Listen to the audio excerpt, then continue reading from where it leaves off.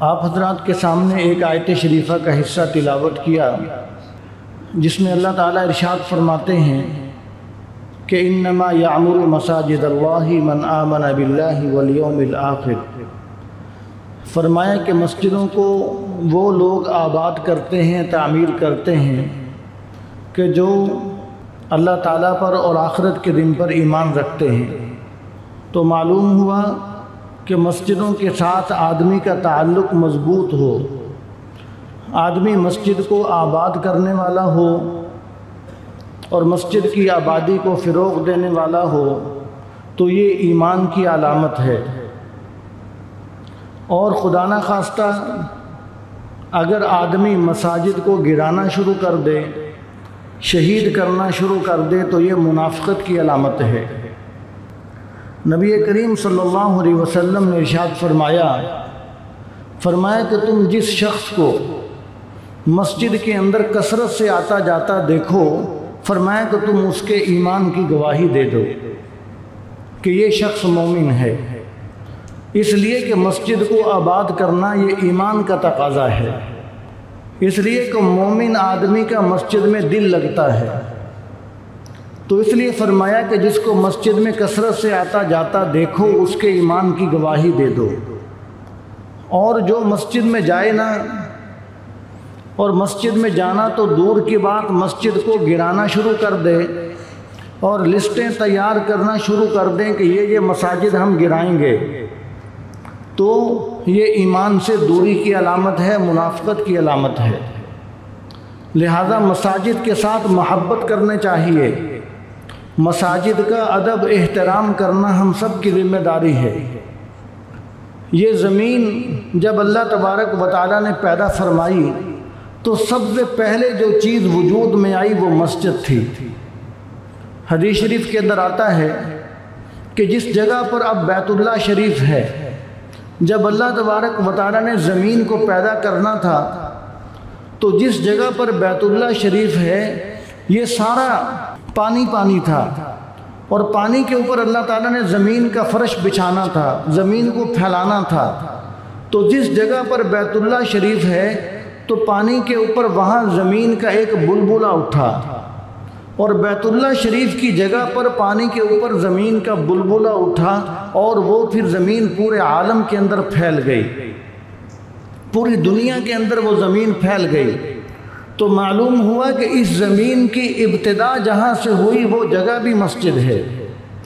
اللہ تبارک و تعالیٰ نے زمین کی ابتدا مسجد سے کر بتلا دیا کہ زمین کے اندر اگر تم تقدس، اگر زمین کا بقا، اگر اس زمین کی بقا ہے تو وہ صرف اور صرف مسجد کی وجہ سے زمین کی بقا ہے، اگر مسجد نہیں تو پھر یہ زمین کا نظام ہم ختم کر دیں گے۔ جس طرح حدیث شریف کے اندر آتا ہے کہ آپ صلی اللہ علیہ وسلم نے ارشاد فرمایا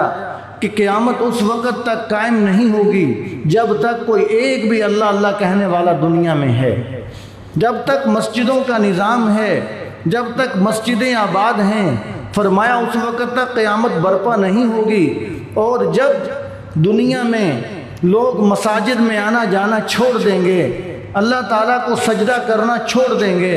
اللہ تعالیٰ کا ذکر کرنا، نام لینا چھوڑ دیں گے، فرمایا کہ پھر اللہ تعالیٰ اس زمین کے نظام کو ختم کر کے قیامت برپا کر دیں گے۔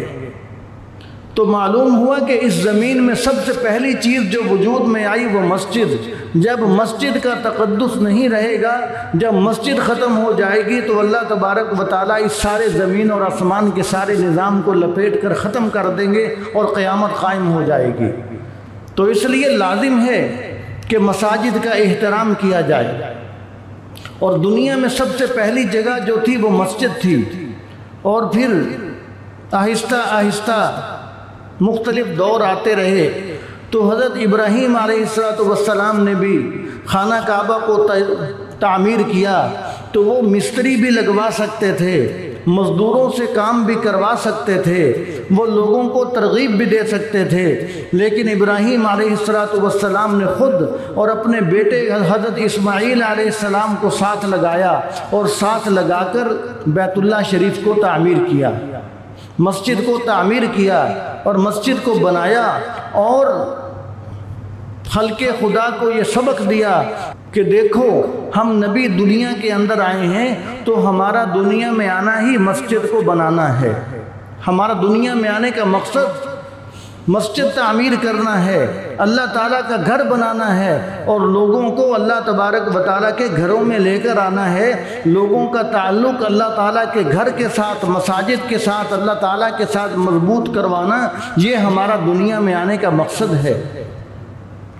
اور پھر دیکھیے کہ مسلمان جہاں بھی گئے ہیں، مسلمانوں کی سب سے اول ترجیح مسجد رہی ہے. اب قباء کے مقام پر جب نبی کریم صلی اللہ علیہ وسلم ہجرت کر کے تشریف لائے تو قباء کے مقام پر جب آئے تو آ کر سب سے پہلے مسجد قباء بنائی. باقی انتظامات بعد میں. اب وہاں پر تھوڑے دن رہنا تھا، لیکن وہاں پر بھی اللہ کے نبی علیہ السلام نے مسجد کو تعمیر کروایا. اور پھر جب قباء کے مقام کے بعد جب مسجد نبوی جب مدینہ منورہ میں تشریف لائے تو مدینہ منورہ میں آ کر پہلے اس بات کی فکر نہیں کی کہ ہم پہلے اپنے گھر بنا لیں، پہلے اس بات کی فکر نہیں کی کہ نبی کریم صلی اللہ علیہ وسلم کے حجرے پہلے تعمیر ہو جائیں. آ کر فوراً اس بات کی فکر کی گئی کہ ہم نے مسجد کو تعمیر کرنا ہے، اور مسجد نبوی بنائی گئی. اور نبی کریم صلی اللہ علیہ وسلم خود اینٹوں کو اور خود مسجد بنانے کے سامان کو اپنے ہاتھوں سے اٹھا کر لا رہے تھے. اور صحابہ کرام نے کہا کہ یا رسول اللہ صلی اللہ علیہ وسلم آپ تشریف رکھیں، ہم یہ سارے کام کریں گے. نبی کریم صلی اللہ علیہ وسلم نے فرمایا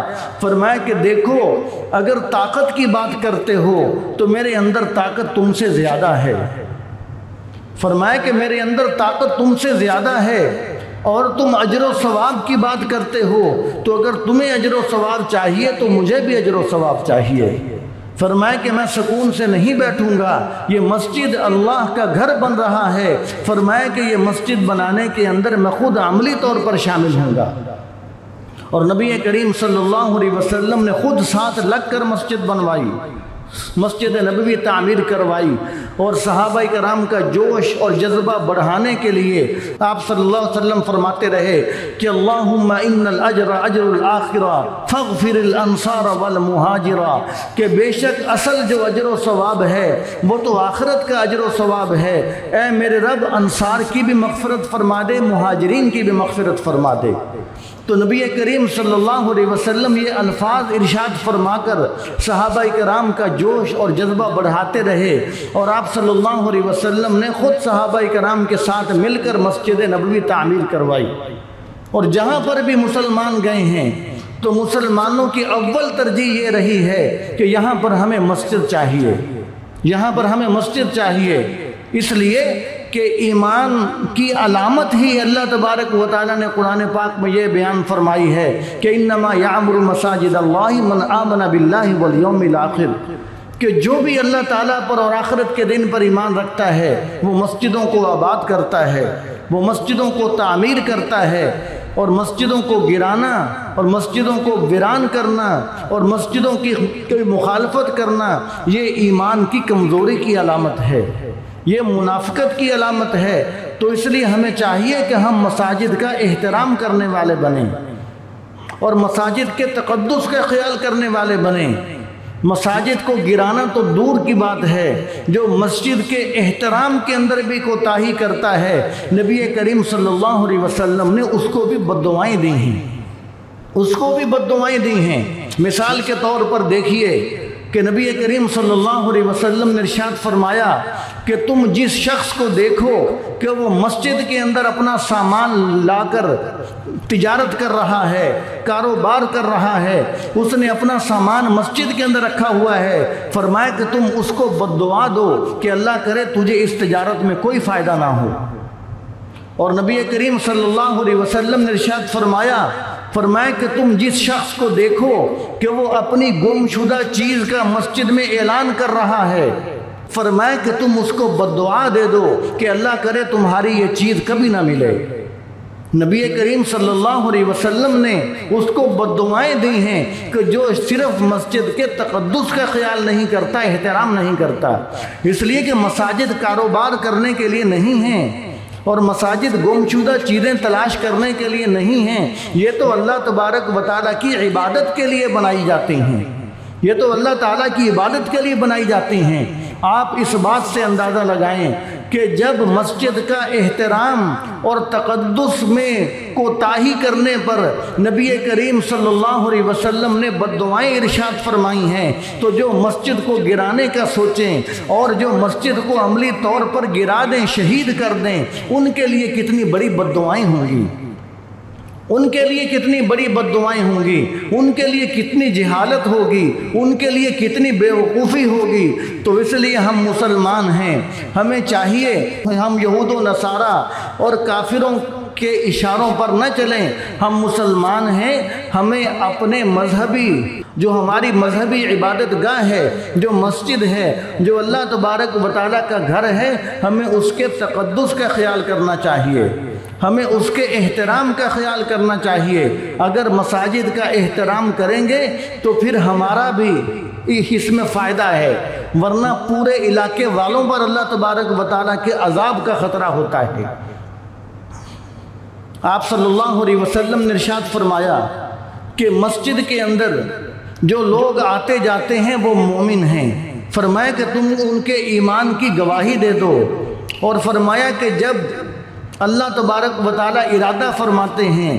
کسی بستی پر، کسی علاقے پر عذاب بھیجنے کا، تو جب دیکھا جاتا ہے کہ اس علاقے کے اندر، اس بستی کے اندر ایسے لوگ ہیں کہ جو مسجدوں کو آباد کرتے ہیں، جو مسجدوں کے ساتھ چمٹے رہتے ہیں، جن کا دل مسجدوں کے ساتھ اٹکا رہتا ہے، جو مسجدوں کو آباد کرتے ہیں، فرمایا کہ ان لوگوں کی وجہ سے اللہ تعالیٰ پوری بستی سے عذاب کو ٹال دیتے ہیں۔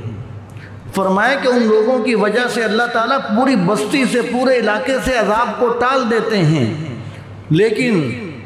اس کی دوسری سمت ذرا دیکھیے کہ جب مسجدوں کو آباد کرنے کی وجہ سے پورے علاقے سے عذاب ٹل جاتا ہے، تو جب مسجدوں کو گرانے کی سازش کی جائے گی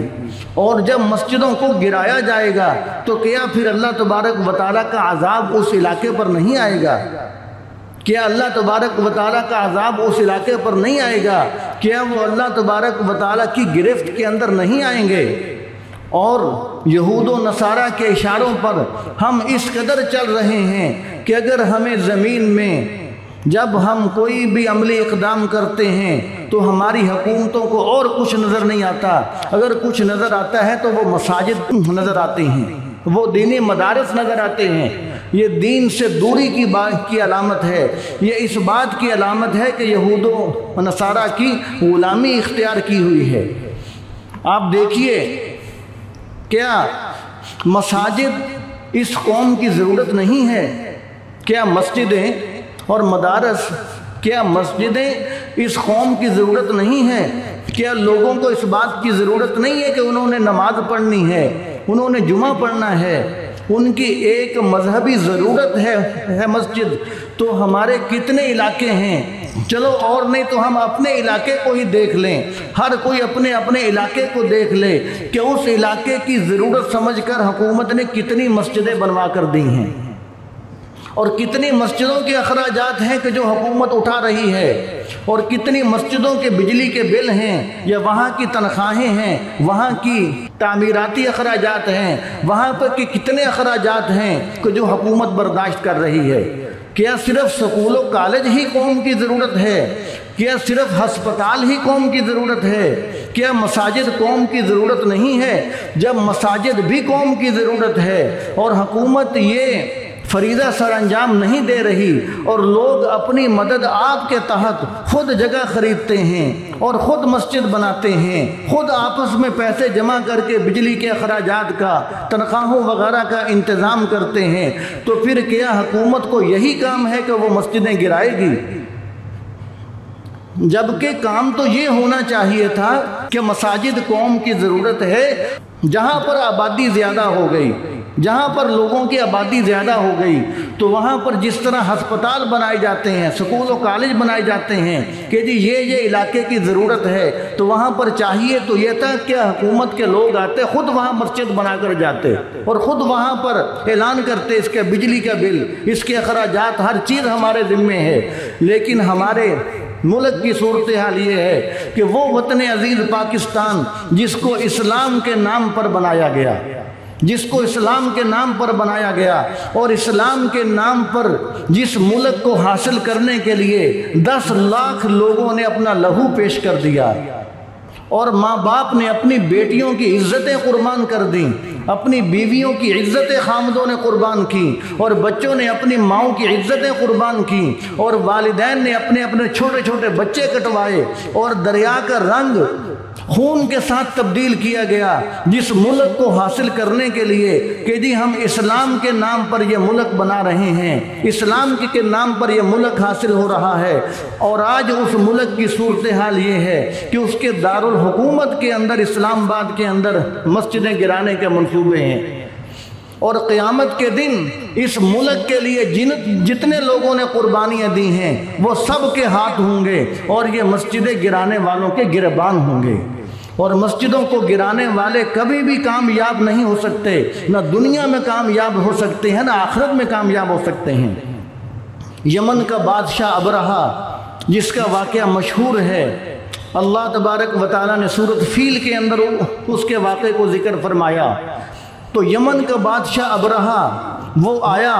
اپنے ہاتھیوں کا لشکر لے کر بیت اللہ شریف کو گرانے کے لیے کہ میں بیت اللہ شریف کو گراؤں گا۔ اور اس نے پہلے یہ کیا، اس نے یمن کے اندر ایک خانہ کعبہ بنایا، اور اس نے لوگوں سے کہا کہ اب تمہیں مکہ مکرمہ جانے کی ضرورت نہیں ہے، اب تم طواف کرنے کے لیے یمن میں آیا کرو، میں نے اس جیسا کعبہ یہاں بھی بنوا دیا ہے۔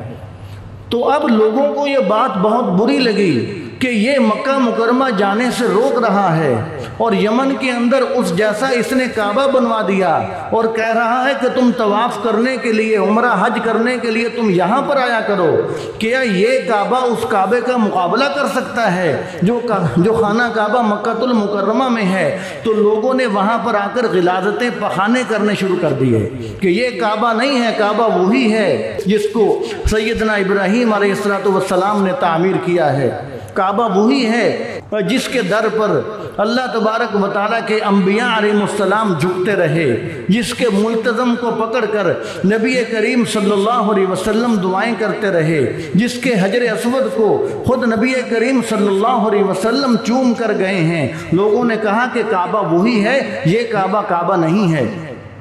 تو یمن کے بادشاہ کو، ابرہہ کو بہت اس پر غصہ آیا، تو اس نے ہاتھیوں کا لشکر اپنے ساتھ لیا اور روانہ ہوا کہ میں اس کعبے کو جا کر گراؤں گا جو کعبہ بیت اللہ شریف کے اندر ہے، جو خانہ کعبہ مکہ المکرمہ میں ہے، میں جا کر اس کو گراؤں گا۔ تو وہ جب یہ نیت لے کر گرانے کے لیے آیا تو راستے کے اندر حضرت عبد المطلب کے اونٹ چل رہے تھے، اور اس نے ان اونٹوں پر بھی قبضہ کر لیا، ان اونٹوں کو بھی ضبط کر لیا، لوٹ لیے وہ اونٹ۔ اور حضرت عبد المطلب جو کہ نبی کریم صلی اللہ علیہ وسلم کے دادا جان تھے، جب انہیں پتہ چلا تو وہ اپنے ساتھیوں کو لے کر گئے ابرہہ کے پاس، اور جا کر کہا کہ میں اپنے اونٹ لینے کے لیے آیا ہوں۔ تو ابرہہ حیران ہو کر پوچھنے لگا، وہ کہنے لگا کہ میں تو یہ سمجھ رہا تھا کہ تم آ کر خانہ کعبہ کی بات کرو گے، تم آ کر بیت اللہ شریف کی بات کرو گے، تم کیسے عجیب لوگ ہو، تم آئے ہو اور آ کر اپنے اونٹوں کی بات کر رہے ہو۔ حضرت عبد المطلب نے بہت پیارا جواب دیا، فرمایا کہ اونٹوں کا مالک میں ہوں، اس لیے میں اپنے اونٹوں کی بات کر رہا ہوں۔ خانہ کعبہ کا مالک اللہ تبارک و تعالیٰ ہے، وہ رب خود جانتا ہے کہ اس نے اپنے گھر کی حفاظت کیسے کرنی ہے، وہ رب خود جانتا ہے۔ بیت اللہ شریف کا جو مالک ہے وہ دیکھ رہا ہے، وہ خود اپنے گھر کو بچائے گا۔ اور حضرت عبد المطلب نے اپنے اونٹ لیے اور واپس آ گئے، اور آ کر خانہ کعبہ کے ساتھ چمٹ گئے کہ یا اللہ، اونٹ میرے تھے، میں تو اپنے اونٹ لے کر آ گیا، یہ خانہ کعبہ تیرا گھر ہے، اب اس کو تو ہی بچائے گا۔ تو حضرت عبدالمطلب نے جب اس طرح کی دعائیں کی تو مکۃ المکرمہ کے لوگوں کو پتہ چل گیا کہ اب کچھ نہ کچھ ضرور ہوگا، اب کچھ نہ کچھ ضرور ہوگا۔ تو مکۃ المکرمہ کے لوگ اپنے بیوی بچوں کو لے کر پہاڑوں کے اوپر چڑھ گئے کہ اب اللہ تبارک و تعالیٰ کا اس لشکر پر عذاب برسے گا تو کہیں ہم اس عذاب کی لپیٹ کے اندر نہ آ جائیں۔ تو مکۃ المکرمہ کے لوگ اپنے بچوں کو لے کر پہاڑوں پر چڑھ گئے۔ تو پھر کیا ہوا؟ سارا زمانہ جانتا ہے کہ اللہ تبارک و تعالیٰ نے چھوٹے چھوٹے پرندوں کو بھیجا اور ان کی چونچ کے اندر چھوٹے چھوٹے کنکر تھے، اور ان کنکر کی جو رفتار تھی اور جو ان کے مار کرنے کا انداز تھا وہ گولی سے بھی زیادہ تیز تھا، وہ گولی سے بھی زیادہ تیز تھا۔ وہ چھوٹے چھوٹے پرندوں نے کنکر پھینکے مارے ان کو، اور یہاں تک کہ ان کنکروں کے اوپر ان ہاتھیوں کے، ان کافروں کے نام بھی لکھے ہوئے تھے کہ یہ کنکر کس کو جا کر لگنے والا ہے،